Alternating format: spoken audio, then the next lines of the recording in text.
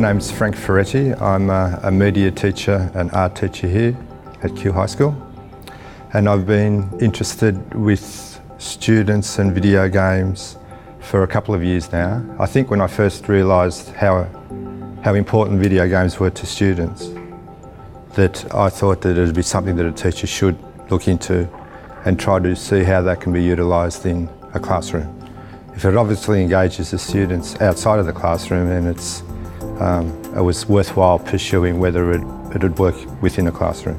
I think it's the first thing of any planning of a unit is to what level of engagement do the students have, or how can you increase that level. So it became apparent to me that a lot of really interesting things could be done with video games across a variety of subject areas, not just the arts or media studies, but also in graphic design, in urban art. We've had students who are interested in video games, but in the humanities as well. You could look at the social implications of video games and the hysteria that's built up in the media over the psychological effects of video games on young people. So it really offered an almost limitless area of investigation for teachers if they were willing to get involved. That was a big problem, that teachers didn't see it as their domain, or they didn't have any maybe experience or interest in it initially, but it also engendered a lot more interest from teachers if they got into new things as well. When we first started working with video games and students, it seemed to be that they were just an interesting, it wasn't seen as a really academic, rigorous area to pursue. And that's changed over the years for a number of reasons. But those first years, it wasn't seen as valuable by other teachers.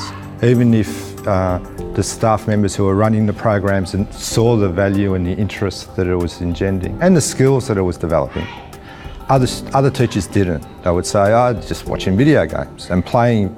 We were playing video games. We weren't studying video games or making video games. We were playing. And that's changed. I think there's been a bigger acceptance that video games can be interesting. They're controversial.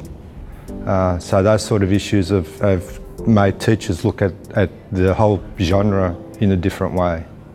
So that's been a big change over since we've been involved in the project. It was important for us, for the people involved in the project, to look at the whole ecology of video games, not just the experience of gameplay or how to technically use programs like Game Maker. It was to open up the whole issue and look at its effects on society or its perceived effects.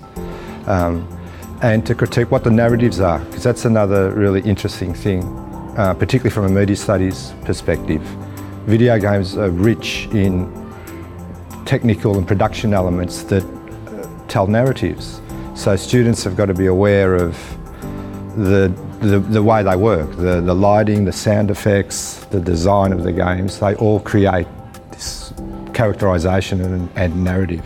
So we looked across the board. It wasn't just one specific area of gameplay. If there were newspaper articles that would sensationalise, the effects of violence in society and blame video games, then we would discuss that as well. And often the students were the ones who would bring it up. Did you read in the paper that a kid in America, because he played a video game, killed other people or whatever? That became of interest to it, and they could intrinsically see that there are other areas worth studying in the games. So it's a large area. It's fertile ground for humanities teachers, English teachers, media teachers and art teachers, I think, across all year levels, all the way to VCE. It's probably easier to make video games now. There are a lot more sites and tools available for students to use and teachers. So it can open up the number of people who can be involved in games. If you think carefully about groupings, you can have students using different skills to come up with one idea of how to create a video game. So there were students who were really good at design or use of colour or love using sound effect programs. There are other students who are really good at logically working out steps, levels of games or rules.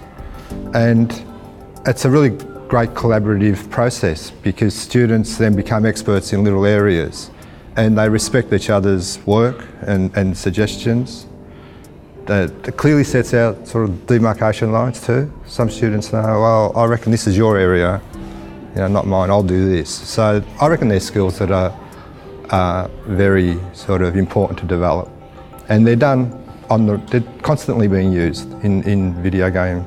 And also the other thing that I find interesting is the level of interaction that the students want to put into a video game. They want, a lot of the students that I've seen designing games, whether on paper I'm planning games or making them using Game Maker or other programs, they give the player choice. You can do this, you can do A, B or C, and each one will give you a different outcome. So it's really interesting to see the way they sort of interconnect different narratives or different sort of narrative strains as you play through the game. And that's more like sort of real life, the choices and consequences. And they embed that into their plans, into their games. I don't think that would have been as common 5 years ago as it is now. I see it more often now, like a much greater level of interactivity between the player and the game. Over the last couple of years, I've noticed all the way up to Year 12, in Year 12 students have to produce a media production as one of their major pieces of work for the year.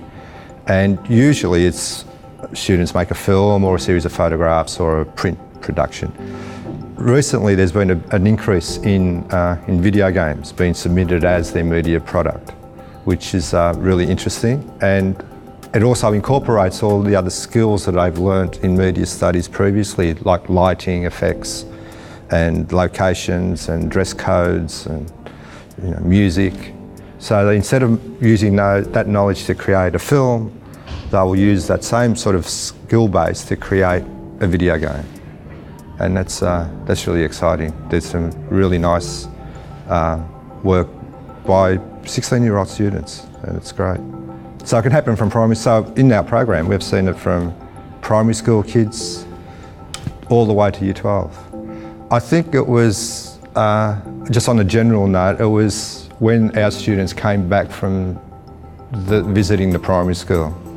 I thought our students it would just be a day off, they'll go see some little kids. But they came back and they couldn't stop talking about it and how much better their games were than theirs. And it was just generated a really good atmosphere, and obviously students learnt a lot. I think they learned a lot of sort of human skills of appreciating other people's work and meeting people interested in the same way, maybe on a different level. The primary school kids would have a different sort of level of understanding, but basically it was about the same thing. And students were really positive about their comments of the games. But when you said this of critiquing, they critiqued in a really mature manner. They didn't critique in the nasty, that was bad because. They always started with the positives first, and they were very responsible and mature in the way they examined things.